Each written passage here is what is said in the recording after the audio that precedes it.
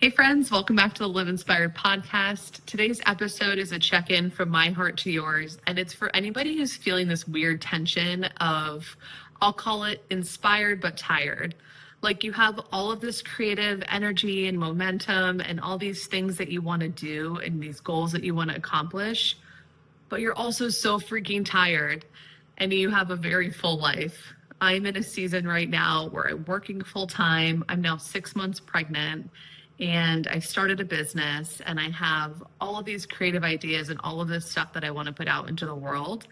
And I also don't have the same amount of energy that I usually do. I'm navigating this weird balance of trying to accomplish all of these goals and meet these milestones for myself, and also slowing down and enjoying my life and being present and not rushing through this whole amazing experience of pregnancy. Let's jump in. I'd love to talk about some of the new mantras that I'm adopting, some small productivity hacks, if you will, and I'd love to hear from you, especially if you are an entrepreneur, you're a parent running a business, or you're just juggling a lot of big things in the air. I'd love to know what are some of the strategies that you've used to help you maintain balance and sanity. So for background and context, I'd say my personality is definitely a checklist girl. I'm a Virgo. I can be a little type A. And for most of my life, I've equated a successful day off with how many things I've checked off my list. And once I've checked all those things off, then I feel like I deserve rest and I deserve to relax and I can fully enjoy that experience. It is really hard for me to just drop everything, chill and relax, especially if I'm in a space where things feel undone. And I think there's a lot of perfectionism that probably comes along with that. I've had to learn, even prior to pregnancy, to just let a lot of that stuff go. And it's still not easy for me. So here are some of the few mindset shifts and little mantras that I've been writing down on sticky notes for myself and trying to keep top of mind when I start to get into that overwhelmed cycle of here's all these different projects that I would love to get done today. I'm usually pretty unrealistic when I create my to-do list. So number one is that rest is productive.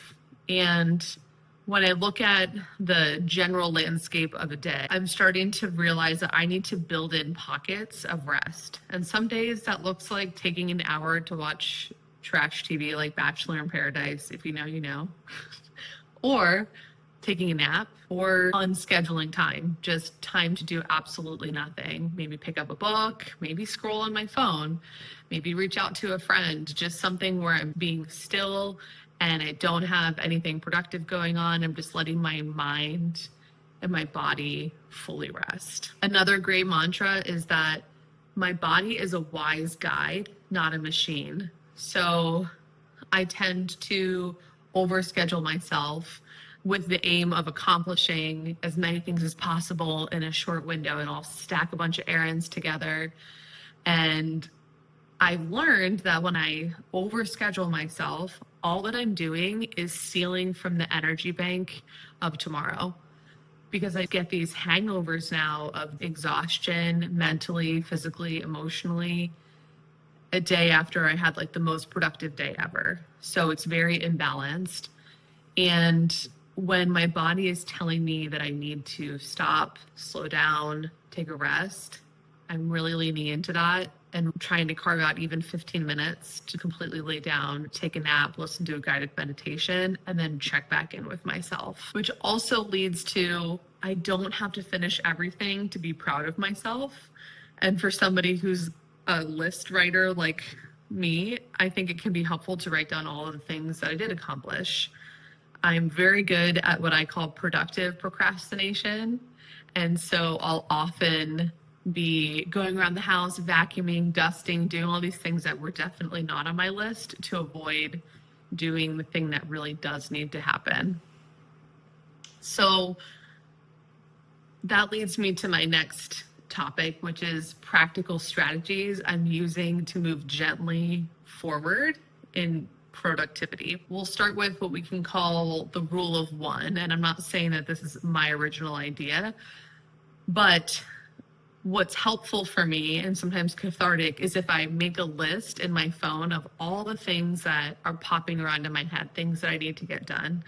And then I look at what is the thing that I'm either avoiding the most, that has the most friction, whether it's like calling my bank with a question or taxes or making a dentist appointment or filming a YouTube video. There's often a lot of resistance for me just to get started. And once I'm doing it, 5-10 minutes in, totally fine. I'm enjoying the process. So what I do is I look at my list of all these little things that my brain is telling me, you need to get this done, you need to get this done. And I pick one.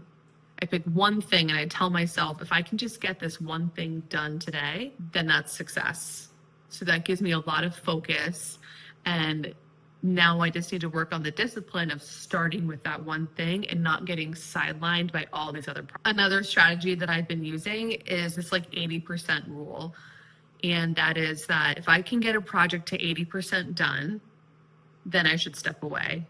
Because oftentimes it's that last 20% where I'm either editing a video and I'm just like, oh, I just want to get this done. I just want to get this done. That it's not working. I'll hit a roadblock with tech or something will come up and I just get more and more frustrated and I'm probably using double the amount of energy that I would if I just stopped at 80%, came back to it another day and gave that last little bit 100%. Another strategy that's been really helpful for me, and this is something that I've used previously, is this timer method. And I think it's called a Pomodoro timer, where it's something like working for 40 minutes on, let's say, editing a video or typing up a paper. And then when your timer goes off, you take that 20 minutes, you get up, you move around, you do something totally different. For me, it'll often look like emptying the dishwasher or running the vacuum or just getting up and being physical and moving around. I have a mini trampoline, so I used to jump around on that and then come back and then do another 40-minute block. I think something about that just helps our brain refocus. It brings more oxygenated blood to our body, and you end up feeling a lot less exhausted at the end of your work block because you've built in these little carrots of motivation. The tricky thing is having the discipline to come back to your work after your little 20-minute break is up. I think for me, what I'm finding is that this pregnancy experience is already teaching me so many things I didn't expect. It's teaching me that I can be really clear about what I want to put out into the world. I just might need to take a nap before I do it. And slow progress is still progress. I think there's so much like hustle culture mentality out in the world and on the internet right now. And it's really easy to fall into that, especially when you're working full time or you're balancing a full schedule and you're just trying to fit in your passions and the cracks and little tiny spaces in your life. I think the biggest takeaway for me, again, is that slow progress is still progress. And if I just rested on the excuse of, well, I don't really have a whole lot of time for this anyway right now, so I might as well not do it. Things are going to look a whole lot different in 5 years if I just took incremental steps forward, even if it was inches, versus not making any forward progress at all. And that can be translated into anything, right? It can be business, it could be fitness, it could be your health. It's like eating the elephant one piece at a time. And then all of a sudden you look back and you're like, wow, I did all of that. And it didn't feel like much at the time, but I was still moving. So I'm holding all these little mantras and practices in my day, because if I wait until I have full energy or a day clear of all distractions, I'll never create anything. But if I move slowly with intention, things still bloom and things still happen. And maybe it's just planting a whole lot of tiny seeds right now. And in a few years, I'll be able to celebrate the fact that I just kept taking steps forward. And that can be a really hard thing for my mind to balance, because maybe it's just a pregnancy thing, but you feel like there's this loud clock ticking, like 3 months left. You have to accomplish all of the goals that you've ever had in your mind in the next 3 months, because when this child comes, nothing is ever going to be the same. And that's terrifying for me. Like, if I really sit and think about that, it can feel devastating because it's something I'm so, so excited for.